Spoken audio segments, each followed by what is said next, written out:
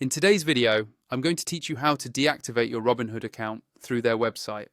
If you've decided it's time to move on from Robinhood, or you just want to close your account for any reason, I'll guide you step by step so you can complete this process smoothly.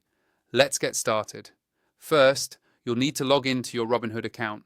Make sure you use the official Robinhood website and enter your login details as you normally would. Once you're logged in, you'll find yourself on the main dashboard, where you can see an overview of your portfolio and other account information. Next, move your attention to the top right corner of the page. There, you'll see the account icon. It usually looks like a little person or a silhouette. Go ahead and click on this icon.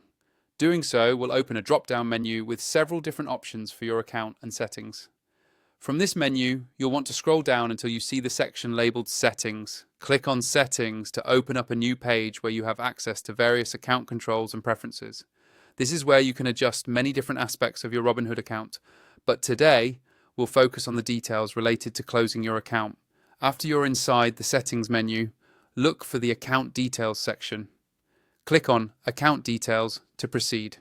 This area will display the specifics about your account, such as your account type, personal information, and other administrative options.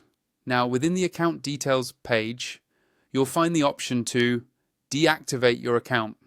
Click on this selection to start the process of closing your account. It may feel like a big step, but Robinhood makes it relatively straightforward. At this point, Robinhood will present you with some prompts to walk you through the final steps. You'll likely be asked to confirm that you really want to close your account, and you may need to provide additional details, such as your reason for closing the account. Fill out any information requested honestly, and follow each prompt carefully.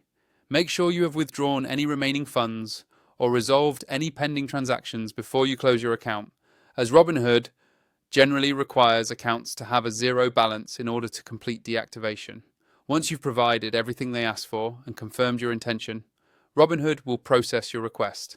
You should receive final confirmation that your account is being closed and you're all set. I hope this guide made the process clear and easy to follow. If you have any other questions about managing your Robinhood account, be sure to check out their help center or reach out to their support team. Thanks for watching and good luck with your next financial steps.